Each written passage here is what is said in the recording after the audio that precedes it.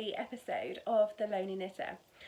My name is Laura, and if you're watching for the first time, this is not a normal episode. Feel free to go back and watch one of my normal episodes if you would like to, but this is a bit about me, about my knitting journey, and about just how I came to be a podcaster and how I came to choose the name The Lonely Knitter. I have had quite a few people message me recently and ask me in the past whether or not I am actually lonely, and sort of in a worrying tone, like, are you okay? I do appreciate, we have a little cat co-host. Mimi, say hi. Nope. Yeah, I've had a few people ask me previously if like I need help, or just in general, and I thought, I'm going to talk about why I'm called The Lonely Knitter and where that really came from. This is the second time I have recorded this. The first time was balanced precariously on my sofa, very comfortably over there, but when I watched the footage back, it wobbled and wobbled and wobbled. So recording round 2, hopefully it'll be a little more succinct, because I have said all this stuff once already. My toddler is asleep. She's having a nap. She's having a nap upstairs, which doesn't happen that often. So I thought I would take the chance to do it now while I can. As you can probably tell, I have a cold. I'm very croaky throat at the moment. So please forgive me for the awful voice this week. Anyway, well, not this week. This isn't a normal podcast. Haha, this random Friday. Anyway, so I started knitting when I was very young. I have talked about this before, probably when I was about 5, maybe 6, and my grandma taught me. I used to go around my grandma's every week after school, at least once a week, and she definitely taught me. She was a very crafty lady. She is one of those people that you can do anything. All you need is a library book teaching you how to do it. One of those women. She taught me to knit. I knit English style, which is, as you can see, throwing. I have tried to teach myself continental. I would love to know how to break out of this English knitting habit. I cannot seem to do it. My fingers just won't sit the way I want them to for continental. I have tried so many times and given myself a really bad hand cramps, and I don't think that I am that slow a knitter when it comes to English, and also because I can do it without really thinking, or at least stockinette, just knit and purl and rib, basically, I could do without really thinking.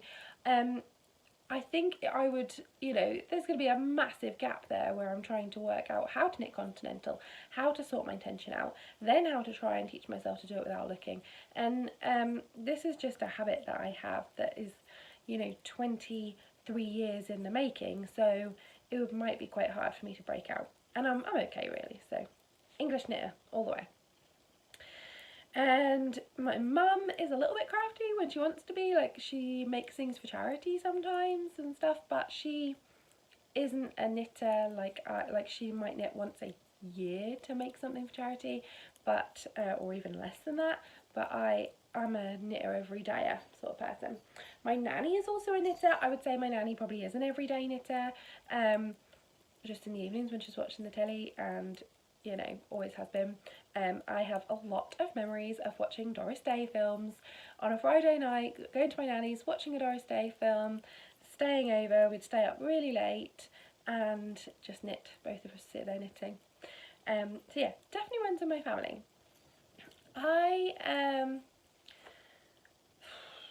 So I've always been a knitter, and I wanted to start this podcast because I wanted to feel included in the online knitting community, because I don't really have a real life knitting community. I have knit most of my life, and as a teenager, I wasn't popular in high school. I didn't really have many friends. I had one friend that I sort of was friends with all the way through high school, and that sort of came apart when I was an older teenager anyway. And I was fat, and I was knitting or with my head in a book all the time. I ended up seeking refuge in the library most of the time. I was a library attendant so that I didn't have to sit in one of the dining areas with no one because I was on my own, or go outside and stand around with no one because I was on my own.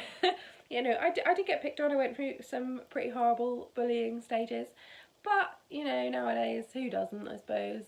I hear so many stories of awful bullying and I'm like, yeah, I'm with you. So I hid in the library and was one of those people that like checked books in and out and put return books back on shelves and covered the fronts and backs of the new books with plastic, stuff like that. So yeah, through high school, not a popular kid, definitely no other knitters that I knew, or at least none that were willing to bring their knitting into school. I know, I didn't help myself. I can live with it now. So, went into sixth form. My sixth form was in my high school, and yeah, I was the kid knitting in the sixth form common room. Multiple times throughout my childhood, I have tried to change myself to wear more makeup. Now, I wear makeup on days I feel like wearing makeup because I want to wear makeup and for no other reason. Back then, I went through stages of thinking, right, I need to wear certain clothes, I need to put more makeup on, I need to not bring my knitting or my book to school, and I need to, you know, hang out with a certain group of people. I tried that multiple times. I was always miserable and kind of wished for my alone life back each time. Not completely, but a little bit. And then, you know, I'd probably pull out my knitting in front of this group of friends and they'd all move to another table. So, you know, high school is cruel for everyone, right? Yeah, so I ended up leaving high school with no friends. I don't think I brought a single friend from school on into like my older life.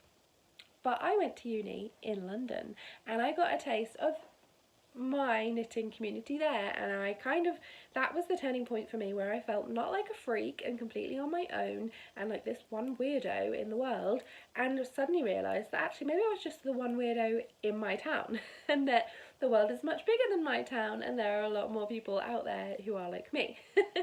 So I lived in London for a couple of years while I was at uni, and yeah, I loved life. I Knit London was my yarn store of choice, and I spent tons of time in there, and there was never a knit night that I felt that I couldn't go in and flop myself onto a sofa if there was space and just knit. And yeah, that's what I spent all of my money on when I was at uni.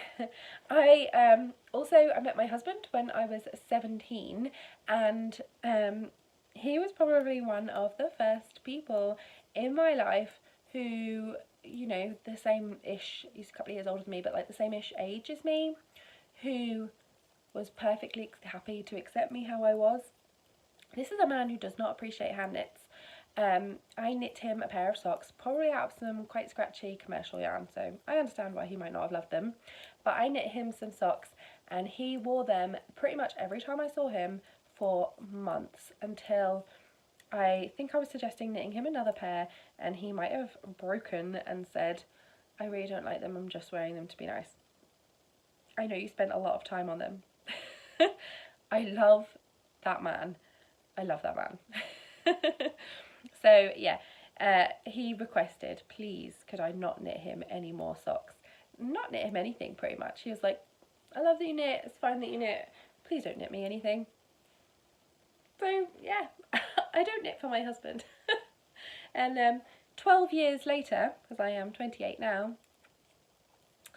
we are still together. We are married. We got married last year. We have a 2-year-old, and I still knit pretty much every day. And my toddler loves to come and hold my needles and do this and say, me knitter, me knitter. So, you know, we'll get there with her. We'll get there. So yeah,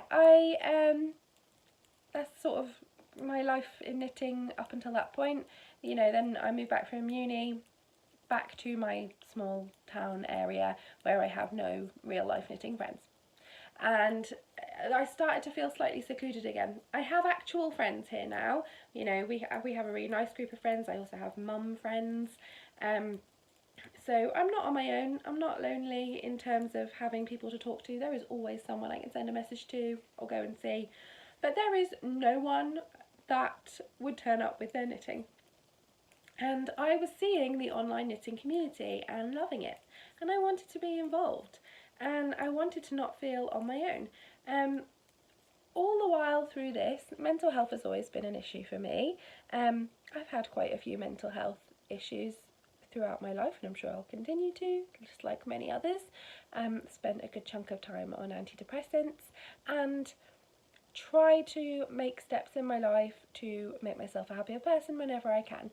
I have quit a job, started an apprenticeship over the years, learned a whole new job, and yeah, I have stopped having certain friendships with people who were not interested in my well-being. I have, in general, just really tried to do something about my mental health state whenever I can. I have a very bad relationship with food. I have seen a therapist. You know, this is something that obviously then shows itself in my weight, and I don't often like how I look. 90% of the time I hate how I look, which again is something to do with the food, my relationship with food, and then that impacts on my mental health.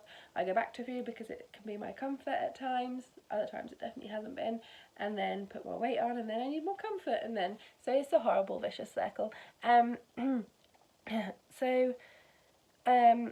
When I am down and feeling down, I have overwhelming feelings that I am alone, that there is no one out there like me, and I'm completely on my own, and no one understands what am I going to do, you know, and I'm looking around at all these other happy people and thinking, when am I going to have that happiness? When am I going to feel like that? You know, when am I going to have people that I would just laugh and chat with? And then I stop and I think, no, calm down.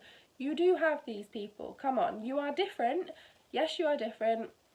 It's not just knitting, it's lots of things that make me different, but there is nothing wrong with different, and I'm perfectly happy to be friends with different people, so just calm down and stop this.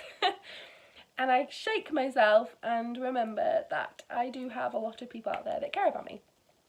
But I've always had crazy overwhelming feelings of being alone, of feeling on my own.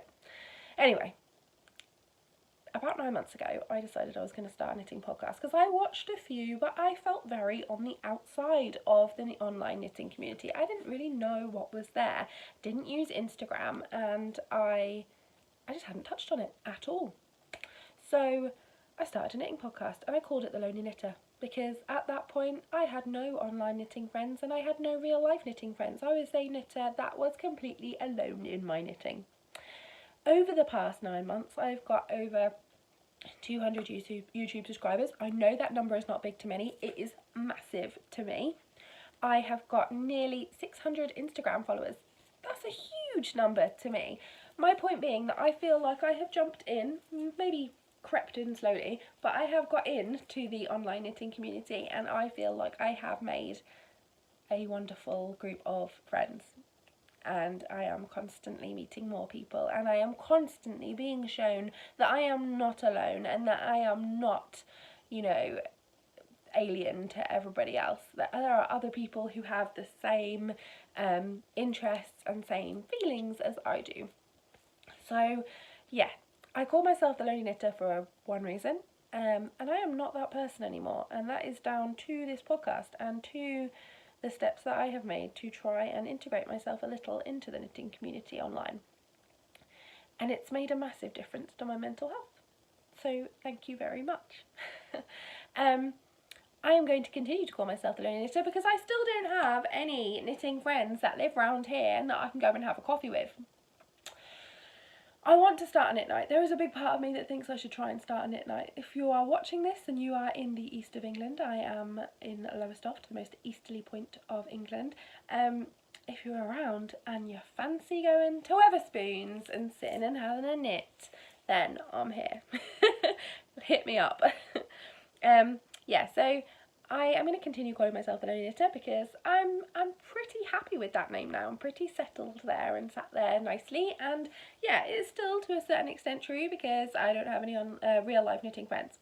But I do not feel like the person that I was 9 months ago completely on my own at all. I feel totally different and really happy about that, and thank you so much, because every single one of you who has subscribed to my YouTube channel or followed me on Instagram has made me feel a little more accepted and a little more like people maybe like me, and I'm not completely on my own, and everybody doesn't just think, oh, and not want to be my friend. Weird, I know. Yeah, I am appreciative, very appreciative. So yeah, that's how I sort of feel on the Lonely Knitter situation. It's not so much a negative thing anymore. It's something I'm holding as a chunk of me that has really grown over the last little bit of time, and I'm really chuffed with that growth. So yeah, that's why I'm called the Lonely Knitter. It's not something that I need to be crazily sad about that name. I'm kind of proud about it now. You know, it shows a lot of change for me. So yeah, please don't worry about me. If you want to send me a message and say hi, I will feel a lot less lonely. You don't need to send me a message and say, are you okay? Your name makes me sad. It's okay. I have had a couple of those. So yeah, that's me. That's why I'm the Lonely Knitter. I am, as I said, I recorded this video once already. That one was over 30 minutes long and horrendous and wobbly. This one we're not even at 20 minutes. My toddler is still asleep. That is a miracle, and it's definitely not going to last for much longer. She is a raging crazy person today because she has a cold that's lasted forever and she's just very miserable. I totally get it. I'm there with her. I've had this cold forever, and you know, I would love to be 2 years old and be able to just have a screamy, miserable day and no one think that that was odd. But instead, I've got to live through her screaming, miserable day, and I've got to be the sensible adult. So I'm going to go back to that. Thank you so much if you've watched. Maybe this has just been the most blabbery video where I've just blabbered about nothing. But yeah, hopefully you can understand a little bit more about my sort of journey to becoming the Lonely Knitter, and the fact that it means a lot more to me now than it did 9 months ago, or at least it means something different to me than it did 9 months ago. So yeah. Thank you so much if you've watched. If you would like to subscribe, remember, every time someone subscribes or thumbs up, I mean, I don't get a notification for the thumbs up for some reason, but every time someone subscribes to my YouTube channel, I get a notification on my phone. You don't understand how much that means to me every time I get one of those pings, how big a smile I get on my face, however crappy my day has been, and how it makes me feel even less lonely. Thank you. I'm gonna go because otherwise I will keep rambling and it will be awful. Bye!